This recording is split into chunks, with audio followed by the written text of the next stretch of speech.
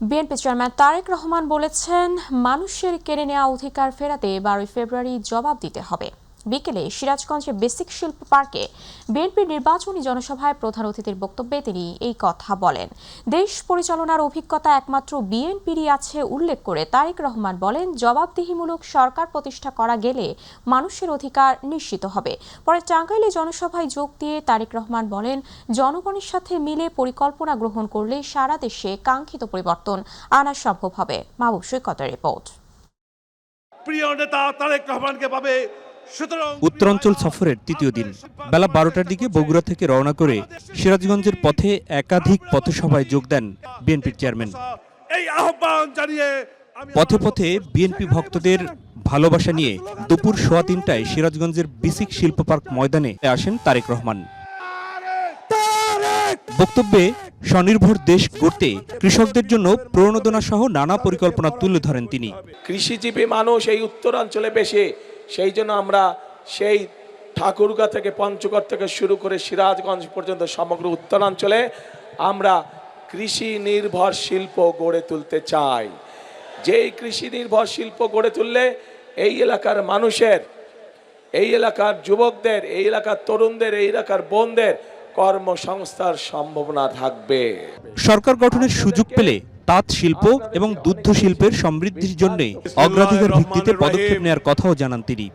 এই এলাকার মানুষ তাঁত শিল্পের সাথে বহু মানুষ এখানে জড়িত, কিন্তু এই তাঁত শিল্পের সম্পর্কে যদি আমরা পরিকল্পনা গ্রহণ করতে পারি, তাহলে এই তাঁত শিল্প উৎপাদিত পণ্য আমরা ইনশাআল্লাহ সারা বিশ্বে ছড়িয়ে দিতে সক্ষম হব। নির্বাচনের প্রচার প্রচারণায় বাধা সৃষ্টিকারীদের বিরুদ্ধে হুঁশিয়ারি দিয়ে ষড়যন্ত্রকারীদের বিরুদ্ধে সজাগ থাকারও আহ্বান জানান তারেক রহমান।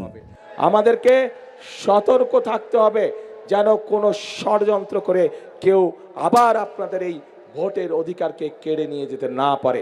বক্তব্যের পরে পাবনা এবং সিরাজগঞ্জ সংসদীয় আসনের বিএনপি প্রার্থীদের হাতে দলীয় প্রতীক ধানের শীষ তুলে দিয়ে টাঙ্গাইলের চরজানা বাইপাস সড়কের সমাবেশে যোগ দিতে মঞ্চ ত্যাগ করেন বিএনপির চেয়ারম্যান। আপনারা এদেরকে 12 তারিখ পর্যন্ত দেখবেন, ইনশাআল্লাহ জয়যুক্ত হয়ে আসলে 13 তারিখ থেকে এরা সবাই মিলে আপনাদেরকে দেখবে। সিরাজগঞ্জ সমাবেশ শেষ করে টাঙ্গাইলের চারজানা বাইপাস সমাবেশে যোগ দেন বিএনপি চেয়ারম্যান। সমবেত জনতার উদ্দেশ্যে বলেন, নির্বাচনে অংশ নেয় একটি দল নানাভাবে বিভ্রান্ত করছে ভোটারদের। তাদের বিভিন্ন লোকজন গিয়ে, বিশেষ করে যারা মা বোন আছে তাদেরকে গিয়ে বিভিন্নভাবে তাদের ওই এনআইডি নাম্বার নেওয়ার চেষ্টা করছে, তাদের বিকাশ নাম্বার নেওয়ার চেষ্টা করছে, এইভাবে করে তাদেরকে বিভ্রান্ত করার চেষ্টা করছে। আপনারা যারা মা বোনরা আজকে এখানে উপস্থিত আছেন, ভাইয়েরা যারা উপস্থিত আছেন, আপনারা আপনাদের ঘরে গিয়ে এরকম যদি কোনো ঘটনা হয়ে থাকে সেই ব্যাপারে মা বোনদেরকে আপনারা সতর্ক করবেন। পরে বিভিন্ন সংসদীয় আসনের বিএনপি প্রার্থীদের হাতে দলীয় প্রতীক ধানের শীষ তুলে দেন দলের চেয়ারম্যান তারেক রহমান। এই তো ধরে দিলাম, এই যে নাসির, এটা উত্তরাঞ্চলে 3 দিনের নির্বাচনী সফর শেষ করলেন টাঙ্গাইলের এই জনসমাবেশের মাধ্যমে। তারেক রহমান এই অঞ্চলের মানুষের কাছে সহ সারা দেশবাসীর কাছে চাইলেন ধানের শীষের পক্ষে ভোট। একই সাথে তিনি বললেন যে যদি বিএনপি আবার রাষ্ট্র পরিচালনার দায়িত্ব পায় তাহলে তিনি স্বনির্ভর বাংলাদেশ গড়ে তুলবেন। একই সাথে রাষ্ট্র সংস্কারের প্রয়োজনে জুলাই সনদের পক্ষে হা ভোট দেওয়ারও আহ্বান জানিয়েছেন গোটা দেশবাসীকে। মাহবুব সৈকত, মাই টিভি, বাইপাস সড়ক, টাঙ্গাইল। জামাতে ইসলামী আমির ডক্টর শফিকুর রহমান বলেছেন, একটি মানবিক বাংলাদেশ নির্মাণ জামাতের চূড়ান্ত লক্ষ্য। তাই ভোটে জিতলে পরাজিতদের সঙ্গে নিয়ে দেশ করার কাজ করা হবে। চৌদ্দগ্রাম উপজেলা মাঠে নির্বাচনী সমাবেশে যোগ দিয়ে তিনি এই কথা বলেন। জামাত আমির বলেন, নিজেরাই গুপ্ত হয়ে অন্যকে দোষারোপ করছে একটি দল। এ সময় এনসিপির আহ্বায়ক নাহিদ ইসলাম বলেন, কোনো আধিপত্য শক্তি আসন্ন নির্বাচনকে বানচালে ষড়যন্ত্র করতে চাইলে জুলাইয়ের মতো বাংলাদেশের মানুষ তাদের প্রতিহত করবে। এসএম আরিফের রিপোর্ট। কুমিল্লার চৌদ্দগ্রামের সরকারি পাইলট উচ্চ বিদ্যালয় মাঠে জামায়াত ইসলামীর এই নির্বাচনী জনসভা অংশ নেন দলটির আমির ডাক্তার শফিকুর রহমান। অনুষ্ঠানে শরিক দলের নেতারা জানান, বাংলাদেশে কে ক্ষমতায় আসবে তা নির্ধারণ করবে এদেশের জনগণ। 72 থেকে 24 সাল পর্যন্ত বাংলাদেশের কায়েমি স্বার্থবাদী রাজনৈতিক গোষ্ঠীগুলো শাসনের নামে শোষণ করেছে, মানুষের উপর তারা তাদের জমিদারি প্রভাব বিস্তার করার চেষ্টা করেছে। তারা বাংলার মানুষের অধিকার খর্ব করে, ক্ষুণ্ণ করে বাংলাদেশে গুন্ডামি আর সন্ত্রাসের রাজনীতি বাস্তবায়ন করেছে। আমরা স্পষ্টভাবে বলে দিতে চাই, বাংলাদেশে সরকারকে ক্ষমতায় আসবে, সরকারকে গঠন করবে, তা নির্ধারণ করবে একমাত্র বাংলাদেশের জনগণ। যদি কোনো আধিপত্যবাদী শক্তি এই নির্বাচনকে তারা হস্তক্ষেপ করার চেষ্টা করে, তাদের বিরুদ্ধেও বাংলাদেশের জনগণ দাঁড়াবে। প্রধান অতিথির বক্তব্যে জামায়াত আমির জানান, দলের ভিতরে দলকে হজম করা নীতিতে বিশ্বাস করে না জামায়াত ইসলামী। একজন সাধারণ নাগরিকের কোনো একটি অপরাধের জন্য যে বিচার হবে, দেশের প্রেসিডেন্ট প্রধানমন্ত্রী তিনি যদি সমান অপরাধ করে থাকেন তাকেও ছাড় দিয়ে কথা বলা হবে না। কারোর জন্য বিচারে কোনো দায় মুক্তি, ইম্পিউনিটি থাকবে না। সকলের জন্য সমান এবং ন্যায় বিচার নিশ্চিত করা হবে। শিশু থেকে বৃদ্ধ, ধর্মবর্ণের কোনো বাস বিচার করা হবে না। এদেশের নাগরিক, এমনকি এদেশে বসবাসকারী যে এদেশের নাগরিকও নয়, তারও ন্যায় বিচার পাওয়ার অধিকার আছে। 24 জীবন দিয়ে মুক্তি এনে দিয়েছে যুব সমাজ, তাদেরকে সাথে নিয়ে আগামীর বাংলাদেশ গড়ার ঘোষণা দেন তিনি। চাঁদাবাজি সহ যত দুর্নীতি আছে আমরা এগুলার জড় কেটে দিতে চাই। যারা চাঁদাবাজি করেন, দুর্নীতি করেন, তাদেরও ভয় পাওয়ার কিছু নেই।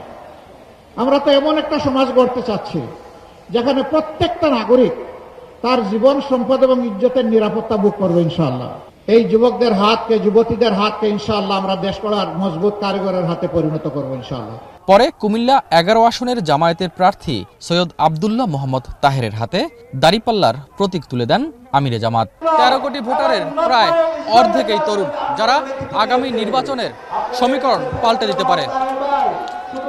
সেই বিশাল ভোট ব্যাংকের পাশে চাইলেন জামায়াতের আমির, বলেন ক্ষমতায় গেলে তরুণদের হাতে তুলে দেওয়া হবে দেশের ভবিষ্যৎ। পরে কেরানীগঞ্জে আয়োজিত জনসভায় যোগ দিয়ে জামায়াত আমির বলেন, যে আকাঙ্ক্ষা নিয়ে জুলাইয়ে লড়াই হয়েছিল তা বাস্তবায়িত হয়নি। আমাদের যুবক যুবতী যারা একটা আকাঙ্ক্ষা নিয়ে লড়াই করেছিল, বুক চিতিয়ে তাদেরকে সম্মান করবে। আফসোস, কেউ কেউ তাদেরকে অপমান অপদস্থ করতে লাগলো, তুচ্ছ তাচ্ছিল্য বলে কথা বলতে লাগলো, তাদেরকে কোনো পাত্তাই দিতে লাগলো না। এই জুলাইটাকে কোনো স্বীকৃতি দিতে চাইল না। এতদিন চালাচালি করে এখন যখন জনগণ জবাব চাচ্ছে, আপনারা কি নতুন বাংলাদেশ চান না পুরানা ফেসিবাদী বাংলাদেশ চান? আপনাদেরকে আপনাদের অবস্থান পরিষ্কার করতে হবে। তখন তারা গতকাল থেকে একটু একটু বলা শুরু করেছে। SM আরিফ, মাই টিভি, কেরানীগঞ্জ। 12 তারিখ শুধু ভোট দিলেই হবে না, ভোট কেন্দ্র পাহারাও দিতে হবে বলে মন্তব্য করেছেন জাতীয় নাগরিক পার্টির মুখপাত্র ও দলটির কেন্দ্রীয় নির্বাচন পরিচালনা কমিটির চেয়ারম্যান আসিফ মাহমুদ সজীব ভুইয়া। এনসিপি নির্বাচনী পদযাত্রার অংশ হিসেবে বিকেলে ময়মনসিংহের ভালুকা স্মৃতিসৌধ চত্বরে পথসভায় তিনি এই মন্তব্য করেন। এর আগে সকালে বগুড়ার আদমদিঘিতে জামাত ইসলামের আয়োজিত মার্চ ফর দাঁড়িপাল্লা কর্মসূচিতে অংশ নেন আসিফ মাহমুদ। আতিকুর রহমান, তিতাস রিপোর্ট। এনসিপির নির্বাচনী পদযাত্রার অংশ হিসেবে বিকেলে ময়মনসিংহের ভালুকা স্মৃতিসৌধ চত্বরে পথসভায় কথা বলেন জাতীয় নাগরিক পার্টির মুখপাত্র ও দলটির কেন্দ্রীয় নির্বাচন পরিচালনা কমিটির চেয়ারম্যান আসিফ মাহমুদ সজীব ভুইয়া। তিনি বলেন, 12 তারিখ শুধু ভোট দিলেই হবে না, ভোট কেন্দ্র পাহারাও দিতে হবে। 11 দলীয় জোট ক্ষমতায় আসলে সব সমস্যার সমাধান হবে বলেও জানান তিনি। ফেব্রুয়ারি আমাদের দায়িত্ব শুধু নিজের ভোটাধিকার প্রয়োগ করা নয়, আমাদের দায়িত্ব বাংলাদেশের 18 কোটি জনগণ, বাংলাদেশের 12 কোটি ভোটার যেন তাদের ভোটাধিকার প্রয়োগ করতে পারে সেটা নিশ্চিত করা। আমরা 11 দলীয় ঐক্যের পক্ষ থেকে আপনাদেরকে প্রমিস করতে চাই, আপনারা যদি আপনাদের ম্যান্ডেট দিয়ে আমাদেরকে কাজ করার সুযোগ করে দেন, সেগুলো আমরা সমাধান করবো ইনশাআল্লাহ। এর আগে সকালে বগুড়ার আদমদিঘি উপজেলার রহিমউদ্দিন ডিগ্রি কলেজ মাঠে জামায়াতে ইসলামী আয়োজিত মার্চ ফর দাঁড়িপাল্লা কর্মসূচিতে যোগ দেন আসিফ মাহমুদ। তিনি বলেন, বিএনপি যদি আওয়ামী লীগকে পুনর্বাসনের চেষ্টা করে তাহলে দলটি আবারও বড় ধরনের বিপদে পড়বে। আওয়ামী লীগের সাথে ষড়যন্ত্র করে 11-11 সময় আপনারও মেরুদণ্ড ভেঙে দেওয়া হয়েছিল।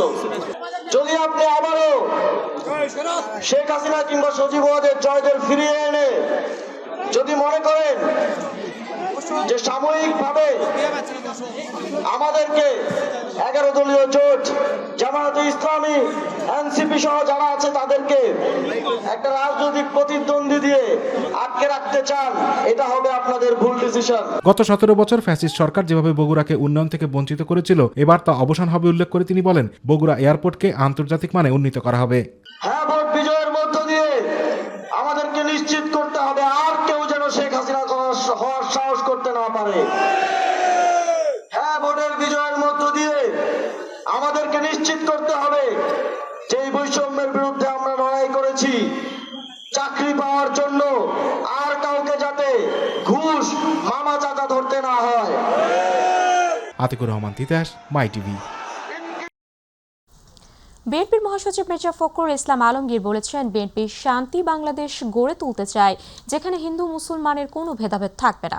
যারা ভেদাভেদ করতে চায় এরা দেশের ক্ষতি করতে চায়। দুপুরে ঠাকুরগাঁও সদর উপজেলার আকচা নিমবাড়ি এলাকায় পথসভায় এসব কথা বলেন মির্জা ফখরুল। এই সময় তিনি বর্তমান রাজনৈতিক পরিস্থিতি নিয়েও বক্তব্য রাখেন। হিন্দু মুসলমান বৌদ্ধ খ্রিস্টানের মধ্যে ভ্রাতৃত্ব সৃষ্টি করবেন, অসাম্প্রদায়িক একটা রাজনীতি নিয়ে আসবেন, সাম্প্রদায়িক হিন্দু মুসলমানের ভেদাভেদটা আমরা বন্ধ করে দেবো একদম পুরোপুরি। হিন্দু মুসলমান বৌদ্ধ খ্রিস্টান সকলকে কাছে অনুরোধ জানাবো যে আপনারা এইবার ধানের শীষে ভোট দিয়ে আমাদেরকে কাজ করার সুযোগ দেন, দেশটাকে আমরা উন্নত করবার চেষ্টা করি। শেরপুরে জামাত কর্মী হত্যাকাণ্ডে জড়িতদের দ্রুত গ্রেপ্তার করে নির্বাচন কমিশন আইন শৃঙ্খলা বাহিনীকে সুষ্ঠু নির্বাচন আয়োজনের সক্ষমতা প্রমাণের আহ্বান জানিয়েছেন জামাত ইসলামের সহকারী সেক্রেটারি জেনারেল এহসানুল মাহমুদ জুবায়ের। দুপুরে রাজধানীর মগবাজারে জামাত ইসলামের কেন্দ্রীয় কার্যালয়ে নিয়মিত প্রেস ব্রিফিংয়ে তিনি বলেন, একটি দল পরিকল্পিতভাবে উত্তেজনাকর পরিস্থিতি সৃষ্টি করেছে যাতে ভোটাররা কেন্দ্রে যেতে ভয় পান। আমরা একটি সুন্দর শান্তিপূর্ণ নির্বাচন আশা করছি, যেখানে জনগণ তাদের ভোটাধিকার প্রয়োগের জন্য একটি অনুকূল পরিবেশ পাবে। আমাদের সে মনে হচ্ছে যে একটা দল পরিস্থিতি উত্তপ্ত করছে, একটার পর একটা এই ধরনের আতঙ্কজনক পরিস্থিতি তৈরি করে সাধারণ ভোটারদের মধ্যে আতঙ্ক তৈরি করে তারা যাতে ভোট কেন্দ্রে না আসেন, এই জন্য একটা অপপ্রয়াস তারা চালাচ্ছেন। নির্বাচন কমিশনার ব্রিগেডিয়ার জেনারেল অবসরপ্রাপ্ত আবুল ফজল মোহাম্মদ সানাউল্লাহ বলেছেন, নির্বাচনকে অবাধ, সুষ্ঠু, শান্তিপূর্ণ করার জন্য ভোট কেন্দ্রে শতভাগ সিসি ক্যামেরায় আওতায় আনার চেষ্টা করতে হবে। এতে করে ভোট কেন্দ্র নিরাপদ থাকবে। সবার সাধ্যমতো চেষ্টায় একটি সুষ্ঠু, সুন্দর ও গ্রহণযোগ্য নির্বাচন উপহার দিতে চায় ইসি। সকালে ভোলা জেলা প্রশাসক সম্মেলন কক্ষে আসন্ন ত্রয়োদশ জাতীয় সংসদ নির্বাচন ও গণভোট উপলক্ষে আইন শৃঙ্খলা রক্ষাকারী সেল এবং ভিজিলেন্স ও অবজারভেশন টিমের সঙ্গে মত বিনিময় সভায় তিনি এই কথা বলেন।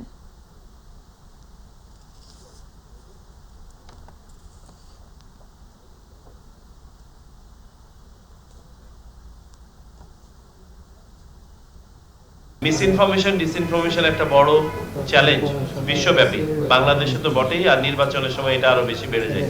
এটার ব্যাপারে স্থানীয়ভাবে তো ব্যবস্থা নেবেন, আর পাশাপাশি যার যার চ্যানেলে এগুলো রিপোর্ট করে দিবেন। আপনাদের সকল বাহিনীর কিন্তু একটা, বিশেষ করে পুলিশ বাহিনীর ক্যাপাসিটি আছে এগুলো হ্যান্ডেল করার, গোয়েন্দা বাহিনীর ক্যাপাসিটি আছে হ্যান্ডেল করার। পাশাপাশি আপনারা এটা আমাদের যে মিসইনফরমেশন, ডিসইনফরমেশন সেল করা হয়েছে নির্বাচন কমিশনে, সেখানে রিপোর্ট করে দিবেন। দর্শক, এই মুহূর্তে আমাদের সাথে সরাসরি যুক্ত আছেন মাহবুব সৈকত। জানাবেন ত্রয়োদশ জাতীয় সংসদ নির্বাচন ও গণভোট নিয়ে তৃণমূল মানুষের ভাবনা।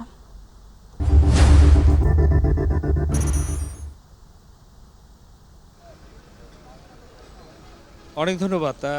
আসলে তৃণমূলের মানুষ, আমরা রাজধানীতে যারা হয়তো থাকে তারা হয়তো ভাবি যে তৃণমূল মানুষ হয়তো গণভোট কিংবা জাতীয় নির্বাচন নিয়ে কতটা ভাবছে, এটি নিয়ে আমাদের প্রশ্ন আছে।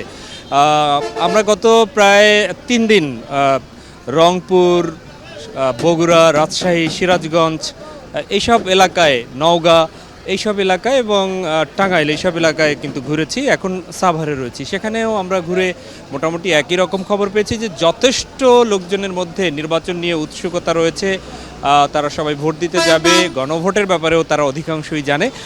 আমরা ঠিক এই মুহূর্তে যেখানে রয়েছি এখানে দেখতে পাচ্ছেন যে একদম শ্রমজীবী কিছু মানুষ আছে, তাদের আসলে ভাবনাগুলো কি আমরা একটু তার কাছ থেকে জানার চেষ্টা করব। সেটি হচ্ছে যে আপনার বাড়ি কোথায়? সিরাজগঞ্জ। এখানে ব্যবসা করেন কতদিন? 21 বছর। 21 বছর। তো আপনার এই যে জাতীয় আগামী নির্বাচন নিয়ে কি ভাবনা? যারা ওই নির্বাচনের দিন কয়টা ভোট হবে আপনি কি জানেন? আমি যা জানা মতে 3টে ভোট হবে, একটা হচ্ছে ধানের শীষ, একটা হচ্ছে দাঁড়িপাল্লা, আর একটা হচ্ছে আপনার শাপলা ফুল আছে। আচ্ছা, প্রতীকের কথা বলছেন, ঠিক আছে। তো আপনি কি ভোট দিতে এলাকায় যাবেন? হ্যাঁ যাব। অনেক ধন্যবাদ। আমরা একটু যারা উপরে রয়েছেন তাদের সাথে একটু জানার চেষ্টা করি তাদের ভাবনাগুলো কি।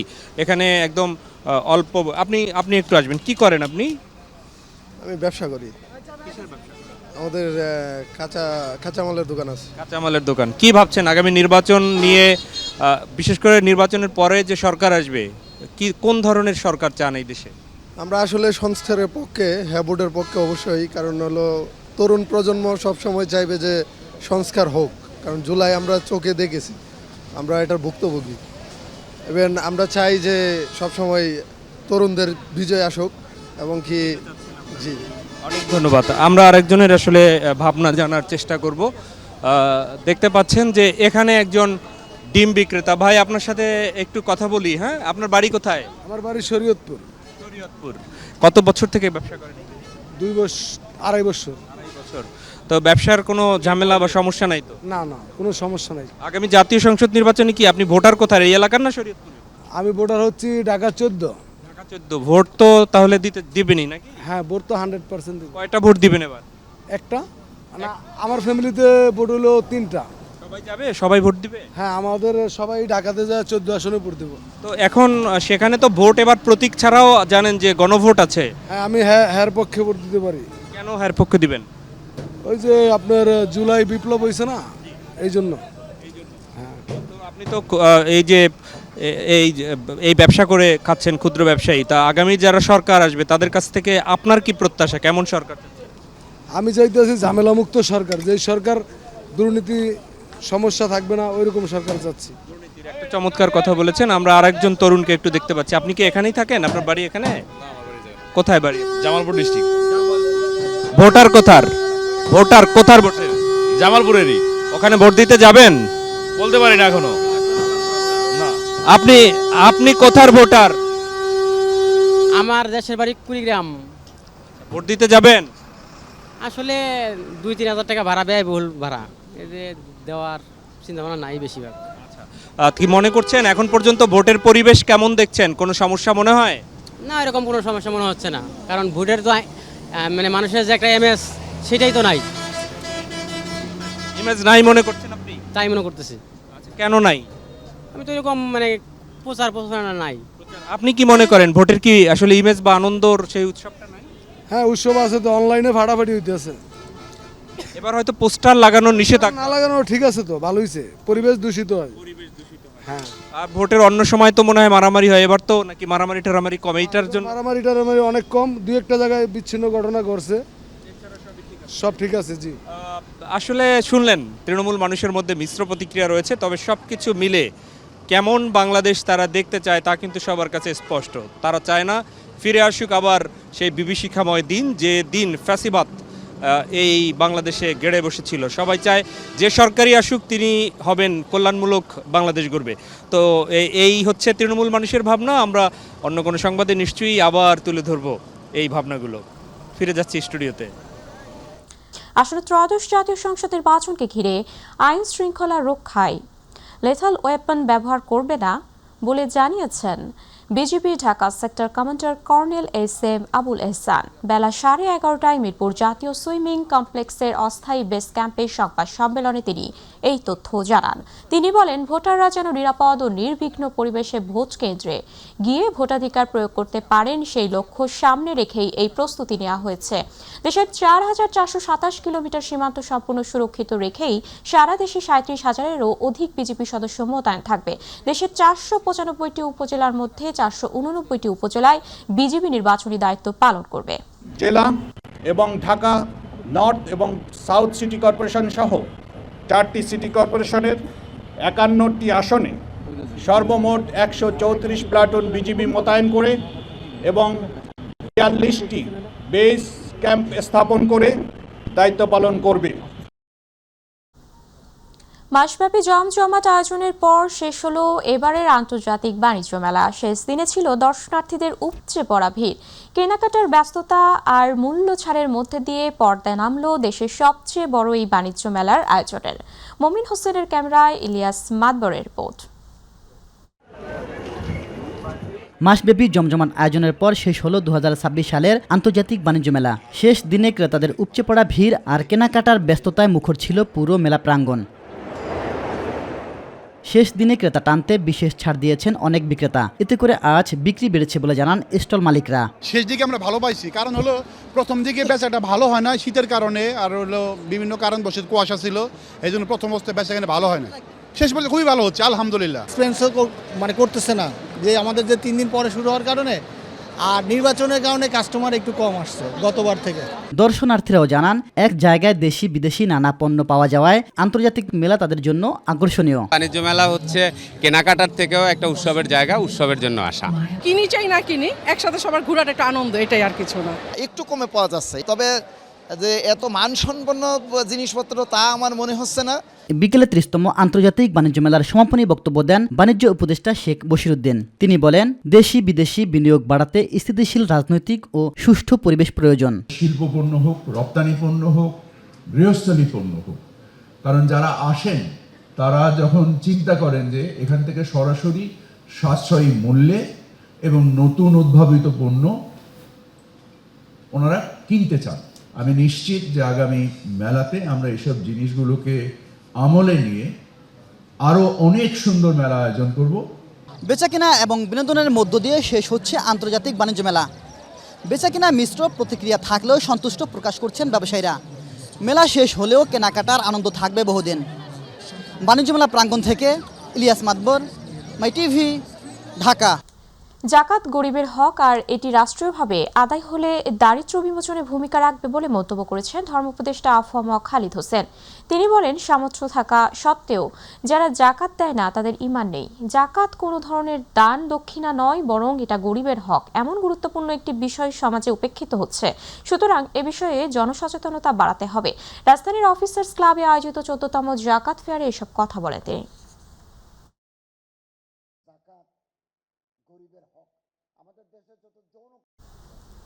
আওয়ামী লীগ সরকার আইসিটি সেক্টরকে মানুষের কল্যাণে ব্যবহার না করে ব্যাপক দুর্নীতি করেছে বলে অভিযোগ করেছেন বিএনপির স্থায়ী কমিটির সদস্য ডক্টর আব্দুল মঈন খান।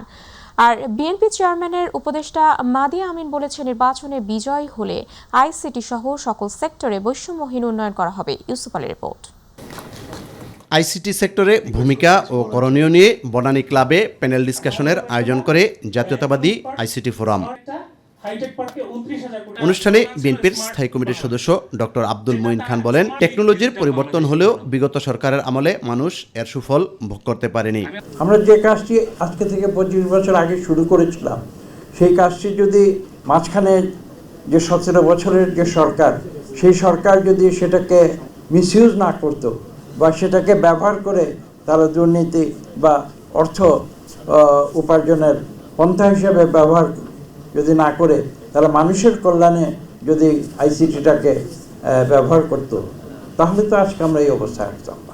বিএনপি চেয়ারম্যান তারেক রহমানের উপদেষ্টা মাহাদি আমিন বলেন, জনগণের ভোটে বিএনপি ক্ষমতায় অধিষ্ঠিত হলে আইসিটি সহ সকল সেক্টরে উন্নয়ন করা হবে। জাতীয়তাবাদী শক্তি সবসময় বিশ্বাস করে বাংলাদেশ হওয়া উচিত সেভাবে যেখানে জনগণের ক্ষমতায়ন হয়, যেখানে দেশের প্রতিটি মানুষের জন্য অপরচুনিটি তৈরি হয়, যে উন্নয়ন সেটা দল মত ধর্ম বর্ণের ঊর্ধ্বে উঠে ইনক্লুসিভ হবে। আমরা সবাই মিলে এমন একটা বাংলাদেশ গড়ে তুলতে চাই যেখানে সফল হওয়ার জন্য, ভালো কিছু করার জন্য নির্দিষ্ট কোনো দল করতে হবে না। ইউসুফ আলী, মাই টিভি, ঢাকা। নওগাঁর মহাদেবপুরে ডাম্প ট্রাকের চাপায় ভ্যানে থাকা 5 যাত্রী নিহত হয়েছেন। ভোরে উপজেলার পাটকাঠি এলাকায় এই দুর্ঘটনা ঘটে। ফায়ার সার্ভিস ও স্থানীয় সূত্র জানায়, ভোর 4:30টার দিকে মহাদেবপুর থেকে পত্নীতলাগামী একটি দ্রুতগতির ডাম্প ট্রাক পাটকাঠি এলাকায় পৌঁছলে নিয়ন্ত্রণ হারিয়ে সামনে থাকা একটি যাত্রীবাহী ভ্যানকে সজোরে চাপা দেয়। এতে ঘটনাস্থলেই 2 জন মারা যান এবং আরও 3 জন গুরুতর আহত হন। খবর পেয়ে মহাদেবপুর ফায়ার সার্ভিস ও সিভিল ডিফেন্সের সদস্যরা দ্রুত ঘটনাস্থলে পৌঁছে আহতদের উদ্ধার করে উপজেলা স্বাস্থ্য কমপ্লেক্সে পাঠায়। ভোর 5টার দিকে গুরুতর আহত 3 জনকে হাসপাতালে আনা হলে চিকিৎসাধীন অবস্থার আরও 3 জনের মৃত্যু হয়।